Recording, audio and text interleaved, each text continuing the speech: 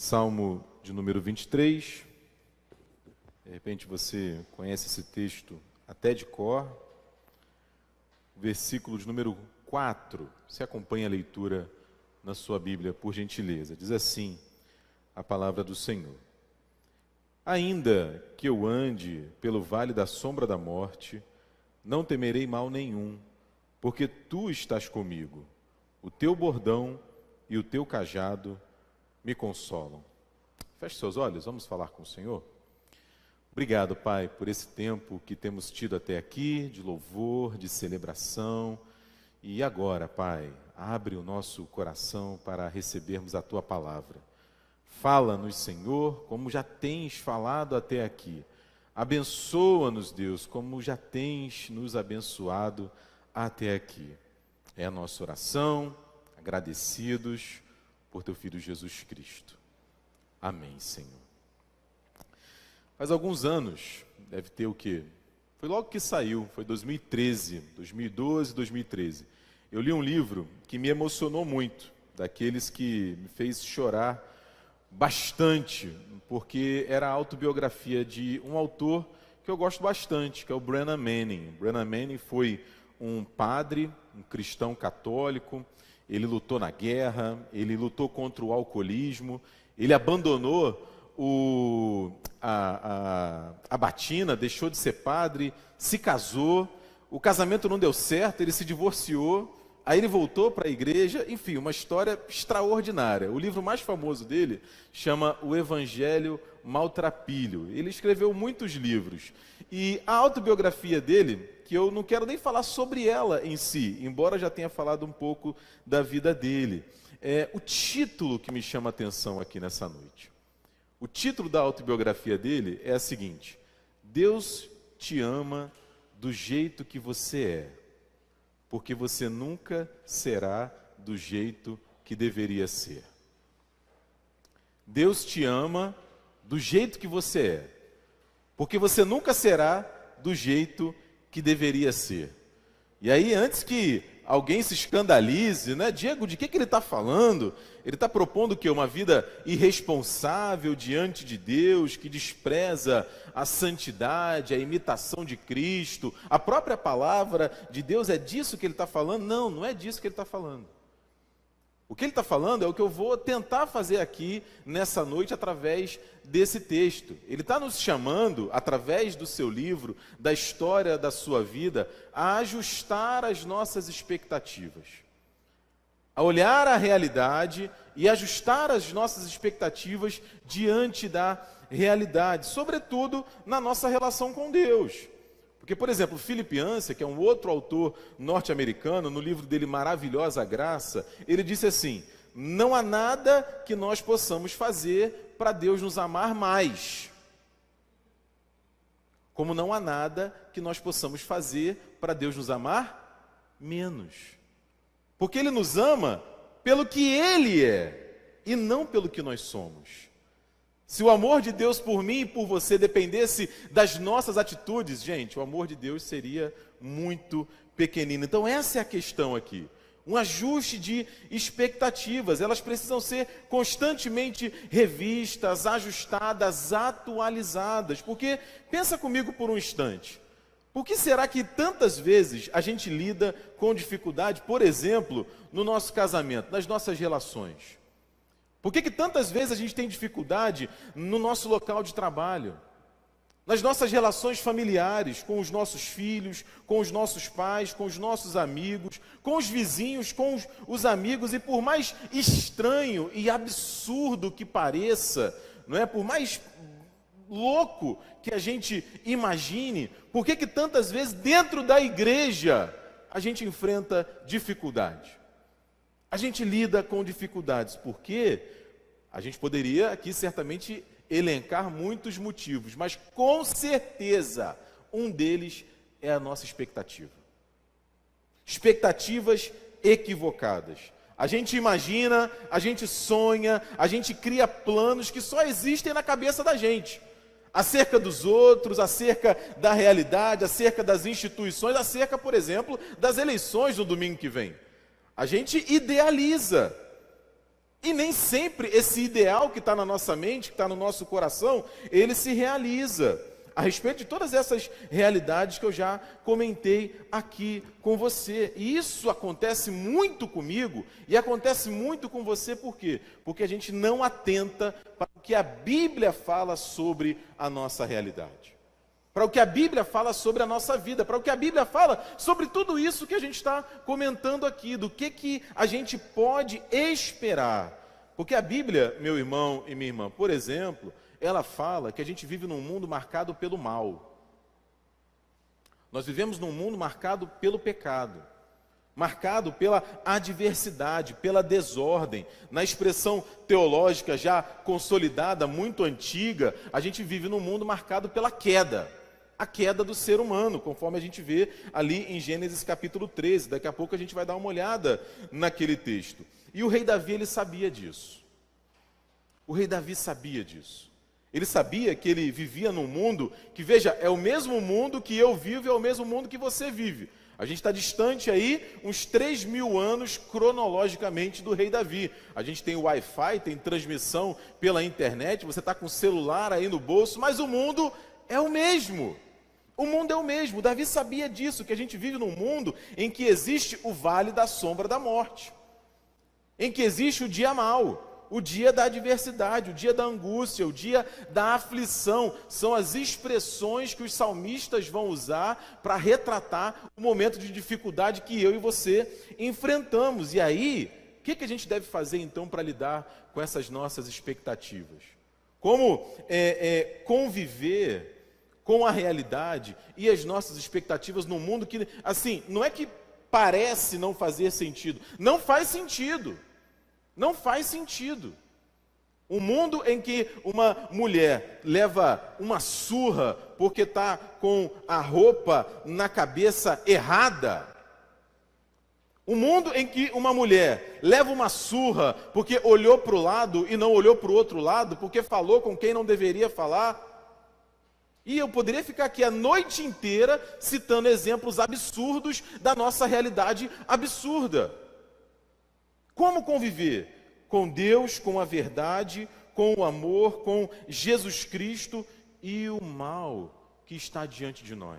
Isso é algo que nos aperta e nos aperta muito. Então a gente precisa ajustar as nossas expectativas diante da realidade como ela se impõe. E o Davi nos ajuda aqui. O Davi nos ajuda aqui propondo para a gente dois caminhos. São duas lições que eu quero recolher aqui com vocês nessa noite a partir desse versículo 4. Primeiro, o Davi chama atenção para a gente disso aqui que a gente já está falando. A primeira lição é essa. Nós não podemos fechar os olhos, não podemos ignorar que nós vivemos num mundo marcado pelo mal.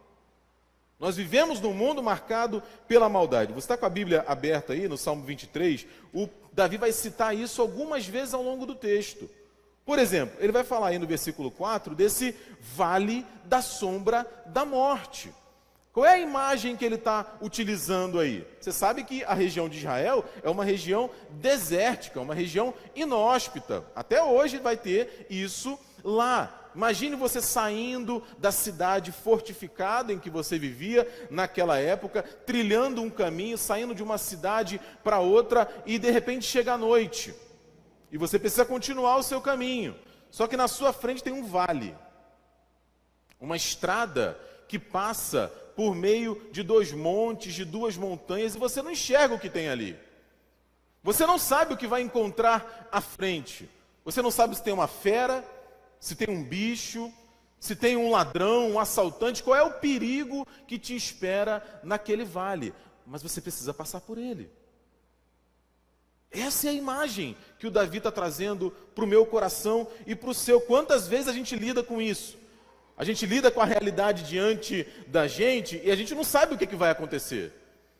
A gente não sabe o que nos espera. A gente não sabe como que a gente vai chegar e se a gente vai chegar do outro lado. Ele está falando disso. Ele está falando do Salmo sobre adversário, sobre oposição. Ele está falando que Deus prepara uma mesa diante dos seus adversários. diante dos seus adversários. Ele fala, por exemplo, sobre necessidade de descanso. Se ele fala de necessidade de descanso, é porque haverá o quê? Um de cada vez, não briga não, né? Se eu tenho que descansar, o descanso, ele presume o quê? Cansaço. Ele presume cansaço. Se ele fala de refrigério, é porque ele está falando de preocupação. Tudo isso a gente está vendo o Davi falar. E a gente poderia aqui passar por vários textos na Bíblia que chamam a nossa atenção para isso. Eu quero lembrar apenas de um. Jesus, ali no final do seu discurso de despedida dos discípulos, ele começa no capítulo 13, 14, 15, no finalzinho do 16, versículo 33, ele fala: essas coisas eu tenho dito para vocês, para que vocês tenham paz em mim. E aqui já é uma pista para a nossa segunda lição. Porque no mundo, é interessante esse contraste que Jesus faz. No mundo vocês vão passar por aflições. Em mim, vocês vão encontrar paz. Aí ele diz: mas tem de bom ânimo, porque eu venci o mundo. Então assim, antes que eu me faça entender da maneira equivocada, de modo algum é o que eu quero, na minha fala não tem pessimismo. Não tem pessimismo. Na minha fala, a minha tentativa é de constatar a realidade da Bíblia. A realidade da Bíblia. É bem verdade que em outros aspectos a gente vive num mundo espetacular, num mundo bom, que Deus nos chama a desfrutar, a aproveitar. Contudo, a Bíblia também diz que a gente vive num mundo marcado pelo pecado, e a referência clássica a isso é a queda lá em Gênesis 3. Você vai se lembrar, Adão e Eva se escondem de Deus. Se escondem de Deus, e a gente faz isso até hoje. Até hoje a gente está meio que se escondendo de Deus. Adão é interessantíssimo. Quando ele é confrontado por Deus, ele acusa a Deus e acusa a Eva. Porque ele fala: foi a mulher que o Senhor me deu. Então assim, a culpa não é minha. A culpa é de Deus e a culpa é da mulher. A mulher, por sua vez, olha para a serpente e fala: a culpa é da serpente. Então assim, está todo mundo sofrendo, o homem sofre, a mulher sofre, os animais sofrem, a terra sofre. É por isso que esse mundo não funciona, meu irmão e minha irmã, da maneira como ele deveria funcionar. É por isso que ele não faz sentido, com tanta doença, morte, engano, traição, frustração, desapontamento, violência, guerra, corrupção, assassinato, mentira e por aí vai. Eu acho interessantíssimo. Eu acho interessantíssimo quando o pessoal faz aquele comentário assim: ah, mas antigamente era melhor. O negócio é que hoje está muito violento. Aí eu lembro, gente, o negócio começou com um irmão matando o outro. Um irmão matando o outro. A taxa de homicídio era de 25%. Porque Adão, Eva, Caim e Abel. 25%, altíssima. Mas hoje que está ruim. Hoje que está ruim. Isso não começou hoje. Não é? E nenhum de nós está livre de ser tocado de alguma maneira pelo pecado e pelo mal que há no mundo. É por isso que o Davi está falando de um vale de sombra de morte. Ainda que eu ande pelo vale da sombra da morte. É por isso, por exemplo, que Jesus, em duas das orações dele registradas nos evangelhos, há várias orações dele registradas nos evangelhos, por duas vezes ele ensina para a gente isso. Uma vez ele ensina, ele fala: não nos deixes cair em tentação, mas livra-nos do mal. E na outra é ele que ora por nós, João 17,15. Ele está falando com o Pai: Pai, eu não peço que o Senhor os tire do mundo, mas que os livre do mal. Que os livre do mal. Então assim, é imperativo que a gente tenha essa consciência. Que a gente tenha essa consciência. Porque quanto maiores e mais equivocadas forem as nossas expectativas, maior será a nossa frustração. Maior será o nosso desapontamento. Quer ver um exemplo muito prático disso? Que a gente vê toda hora, o tempo todo? O casamento. O casamento é um exemplo assim extraordinário disso, presbítero Ezequias. Sabe por quê? Em geral, né, as pessoas elas tendem a se casar sem levar em conta tudo isso que a gente está falando aqui. Sem levar em conta as nossas limitações. Sem levar em conta que nós somos pecadores, que nós somos falhos, que nós temos manias, nós temos fragilidades, nós temos traumas. Nós somos pessoas difíceis. E aí a gente vai se unir com uma outra pessoa que também é uma pessoa difícil. E aí a gente pensa, não, mas a gente se ama. A gente é apaixonado um pelo outro. Não, tudo vai dar certo. Não, no decorrer da caminhada, ela vai mudar. No decorrer da caminhada, ele vai mudar. A gente vai perceber, o nosso amor vai superar tudo. E aí, o que acontece? Expectativas muito altas, realidade bate a porta. O pecado que há em nós começa a confrontar o pecado que está no outro. E a gente não está preparado para isso. E aí essa convivência diária, e aí chega a crise, chega a dúvida, chega o medo, e aquela pessoa que um dia a gente jurou viver até a morte, é alguém que a gente não suporta mais, que a gente não consegue nem olhar nos olhos. Um somatório de despreparo, de falta de conhecimento, de expectativas equivocadas. E muitas vezes, infelizmente, o resultado, ele é desastroso. E eu estou falando do casamento, mas eu poderia falar aqui de qualquer outra realidade da nossa vida. Do trabalho novo que a gente chega, da criação de filhos, da relação com os nossos pais, da nossa relação, como eu falei aqui, na igreja. Agora, graças a Deus que a Bíblia nos oferece caminho. É o que o Davi está fazendo aqui. Ele está estabelecendo a realidade, mas oferece para a gente um caminho. Por quê? A Bíblia sabe disso. A Bíblia sabe que pode chegar o dia mau na minha vida e na sua, o dia da adversidade, quem sabe até esse chamado vale da sombra da morte. E aí, a gente precisa ter uma atenção aqui especial. Uma atenção especial, porque pode ser, meu irmão e minha irmã, que devido às experiências que a gente tenha tido, experiência de traição, experiência de frustração, experiência de sofrimento, a gente imagine o seguinte, quer saber? É melhor andar sozinho. É melhor andar sozinho. E a gente cantou aqui, a gente acabou de cantar, unidade e diversidade. E é interessante isso, porque quando a gente aplica isso para a nossa vida, isso é de uma verdade bíblica profunda. Por quê? Por conta das frustrações, das decepções eventuais, tem gente que desistiu do amor. Desistiu do amor. Não, isso não é para mim. E tem umas expressões engraçadas, né? Não, fulano tem dedo podre. Já viu essa? Fulano tem dedo podre. E aí a pessoa desiste. Tem gente que desistiu da sua família. Não, estou cansado, Diego, não dá. Não tem como, não tem conversa, não tem diálogo. Eu desisto. Tem gente que desiste da amizade. Tem gente que existe, como se possível fosse, de Deus. Desiste da igreja. É até uma expressão que de 20 anos para cá tem crescido cada vez mais, que é o famoso desigrejado.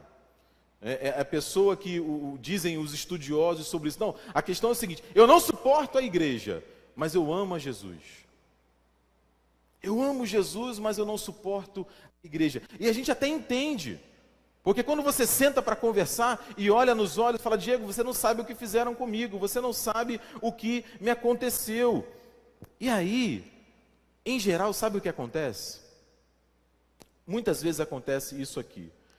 A pessoa que opta por esse caminho de solidão, digamos assim, ela acaba descobrindo que essa vida solitária, ela não é melhor que a vida que busca relacionamento.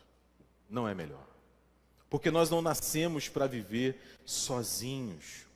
Há alguns anos atrás, eu me lembrava, eu e Dona Ana assistimos um documentário, se eu não me engano era da BBC, falando o seguinte, e eu fiquei impressionado, o que tem acontecido nas grandes cidades do mundo inteiro. As pessoas vão envelhecendo sozinhas. As pessoas vão envelhecendo solitárias. situação financeira tranquila, definida, mas não tem marido, não tem esposa, não tem filho, não tem amigo, não tem ninguém. E a gente vê notícias bizarras, a pessoa morre e fica 3 anos o corpo no apartamento, porque as contas eram no débito, e ninguém nunca percebeu, não tem ninguém.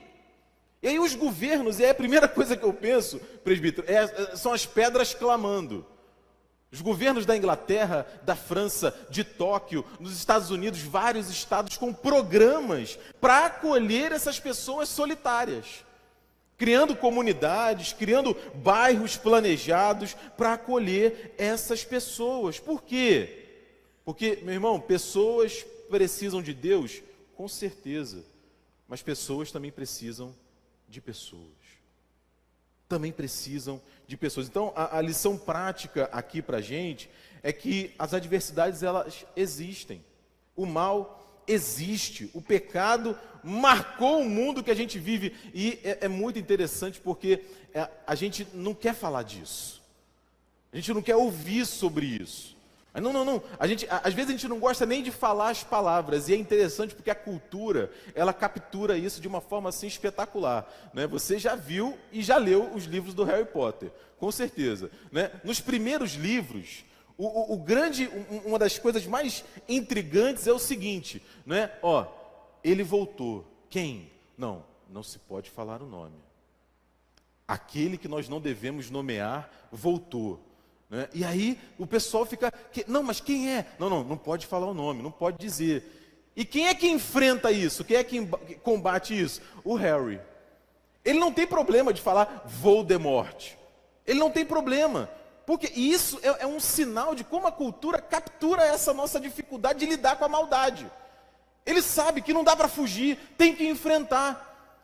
E nos primeiros livros da série e nos filmes, você vê isso muito bem, há um embate, um combate daqueles que são as autoridades responsáveis para dizer, não, ele não voltou, não, está tudo bem. E aí faz fake news, notícia falsa no jornal, porque está tudo bem. E cada vez mais cresce o grupo que chama, que clama para que a gente enxergue a realidade. Qual é a realidade? O mal existe e ele precisa ser enfrentado. Agora, louvado seja Deus que esse não é o fim da história, né? Como eu falei, o Davi, ele aponta para a gente a realidade e também um caminho. E a segunda lição do texto que eu quero deixar com vocês é que a gente lida com essa nossa realidade e com as nossas expectativas, lembrando que Deus está sempre com a gente. Deus está sempre com a gente. Olha aí, ainda no versículo 4 do Salmo 23, ele fala, ainda que eu ande pelo vale da sombra da morte, eu não temerei mal nenhum. Por quê? Porque tu estás comigo. O teu bordão e o teu cajado me consolam. O cerne desse texto aqui é a presença de Deus com a gente. E tem uma referência no Novo Testamento direta a esse texto que fala a respeito do nascimento de Jesus. É Mateus capítulo 1, versículo 23. O Mateus fala, eis que a virgem conceberá e dará à luz um filho, e ele será chamado pelo nome de Emanuel. Emanuel, que é Deus conosco. Deus conosco, porque tu estás comigo. Deus está conosco. Então assim, o dia mau existe. O vale da sombra da morte existe. O dia da aflição, do medo, da incerteza, da dúvida, da angústia, existem. Mas nós nunca estamos sozinhos. Nós nunca estamos sozinhos. Por isso Davi fala, eu não preciso ter medo. Eu não preciso ter medo. Por quê? Porque Deus está comigo. Deus está comigo. E os símbolos aqui dessa companhia do bom pastor que cuida ali das suas ovelhas são exatamente o bordão e o cajado. O bordão e o cajado. O bordão ou a vara, né? E o bordão ou a vara era um bastão de madeira, né, grosso, resistente, compacto, pesado, que tinha mais ou menos ali 60 centímetros, poderia chegar a 1 metro de comprimento. E às vezes é verdade, o pastor se apoiava nele, mas ele era principalmente uma arma. Uma arma para quê? Para proteger as ovelhas. para proteger as ovelhas.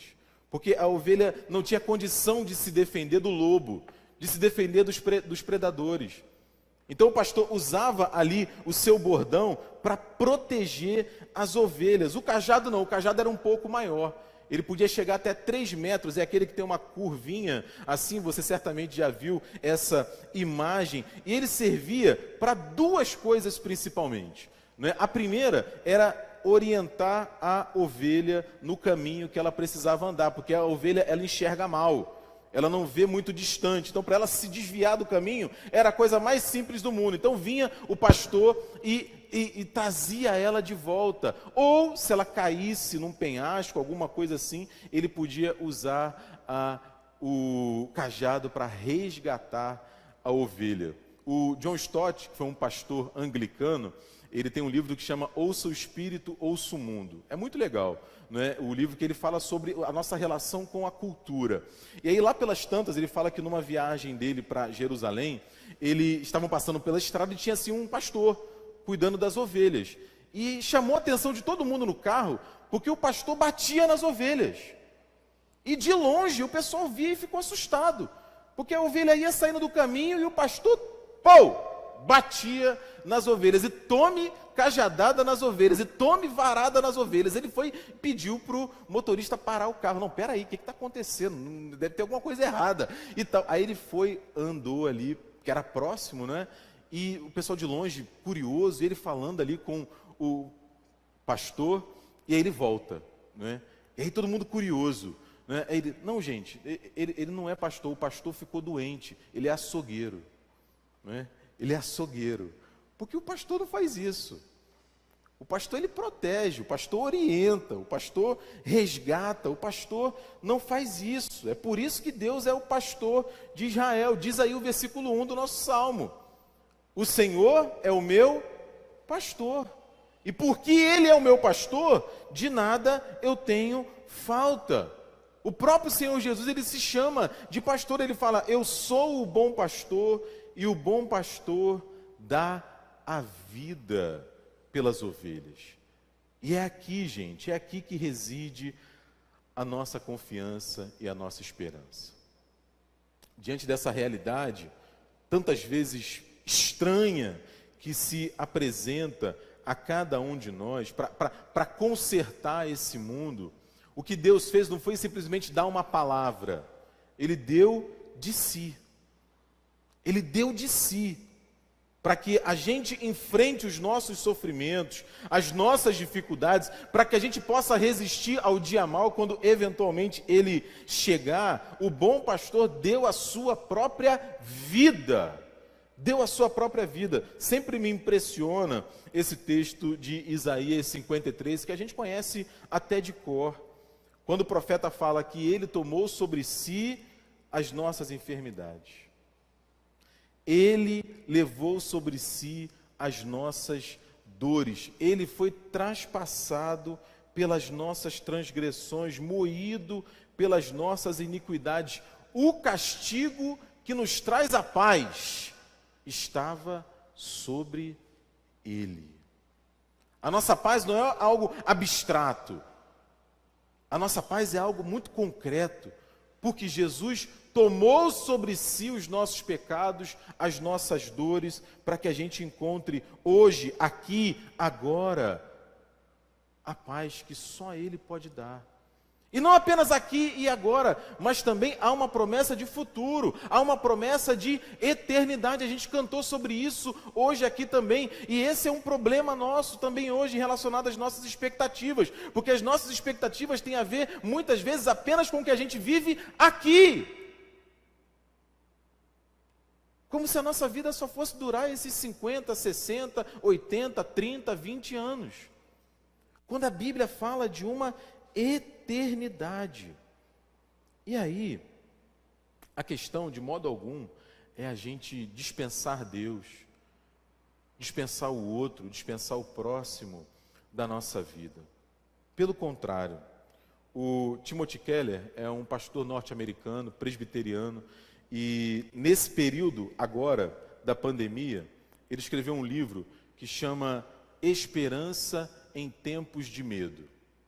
Ele mora bem no centro de Nova York. E logo no prefácio do livro, ele conta do desespero das pessoas, porque ele mora próximo a um hospital. E no auge da pandemia, você e eu sabemos como estavam os hospitais. E tinha um detalhe. Aliás, tem um detalhe, não é? Ele está aí, se eu não me engano, com os seus 73, 74 anos, e ele tem um câncer de pâncreas. E aí, nesse período, ele escreve um livro chamado Esperança em Tempos de Medo. E o foco do livro é a Páscoa, é a ressurreição de Jesus. E aí, ele deu uma entrevista falando sobre esse livro e sobre a história do livro, e ele diz o seguinte: se Jesus Cristo realmente ressuscitou dos mortos, se ele realmente se levantou, se ele saiu do túmulo, se ele foi visto por centenas de pessoas, se ele falou com elas, se ele ressuscitou dos mortos, tudo vai ficar bem. Tudo vai ficar bem. Porque lembre-se, não estamos falando apenas de pessoas ressurretas, estamos falando de um mundo ressurreto. Porque muitas religiões, diz o Tim Keller, falam de uma vida pós-morte futura, que é um mundo imaterial, que é meio que assim, um prêmio de consolação para a gente que perdeu a vida aqui. O cristianismo diz que não apenas corpos ressuscitarão, mas o mundo será purificado de todo o mal, sofrimento e pecado. E se Jesus Cristo ressuscitou dos mortos, ele insiste, em certo sentido, o mundo inteiro ressuscitará. E tudo vai ficar bem.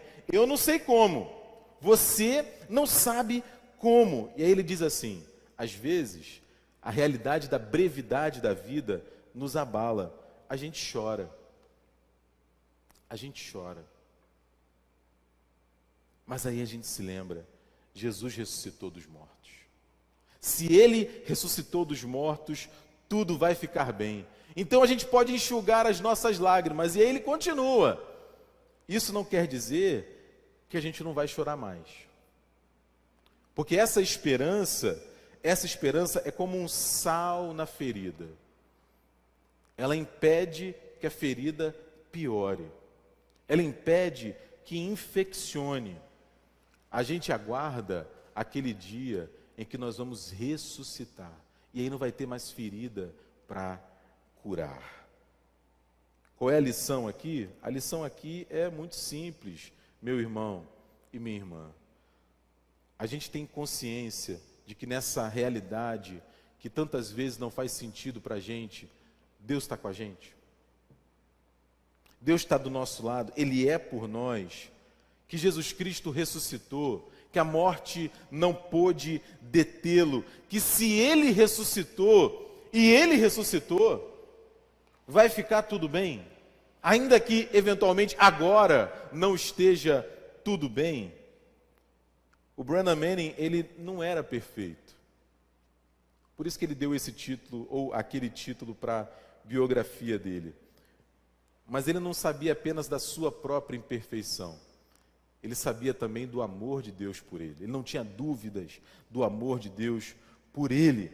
Nós também não somos perfeitos, nós não precisamos ter dúvidas do amor de Deus por nós. A gente pode e a gente vai enfrentar luta, dificuldade, frustração. As nossas relações, a nossa própria vida não está imune ao sofrimento, só que a gente pode diminuir esse sofrimento. Principalmente se a gente ajustar as nossas expectativas, porque Deus não coloca diante da gente apenas um mundo sem sentido. Ele coloca de si mesmo diante de nós. Ele lembra que o pecado marcou as nossas relações e isso faz muita diferença. Mas ele lembra também que Deus em Cristo pode restaurar essas nossas relações. A morte e a ressurreição de Jesus nos dão essa convicção, portanto, há esperança para a gente. Há esperança para a gente. Nós temos uns aos outros e nós temos o próprio Deus perto, dentro de nós. Que essa esperança, meu irmão, minha irmã, que essa convicção cuide, mova e abençoe o seu coração. Amém?